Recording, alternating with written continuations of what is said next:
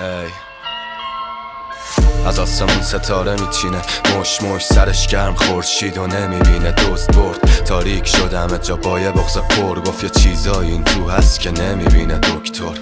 مثل برفی که نمیشینه ذوب شد، یادش اومد پاهاش جلوی شیرینش سوس شد. فرهادی که کوه کند یه دیگه بوم شد، پر شد دینامیت بود نترکید بغض شد. نشست تو گلوم درگیرشم بد کس کرد تو سرمای سنگین بهمن.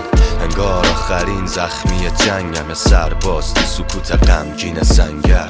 گاهی از سیاهی لبریز قلبم، شاید بگی درست میشه از دید من، نه قفل و ساعتهای رنگین قبلم، یه دست زیر سر و یه دست زیر فندک. آتیش میکشم اینم صدای رک و کثاف از من کشید به خنده های توپل.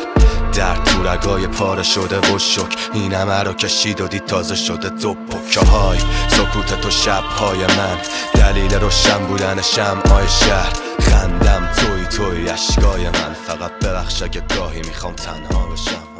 منی که آرزوهام افتاده از سرم دارم.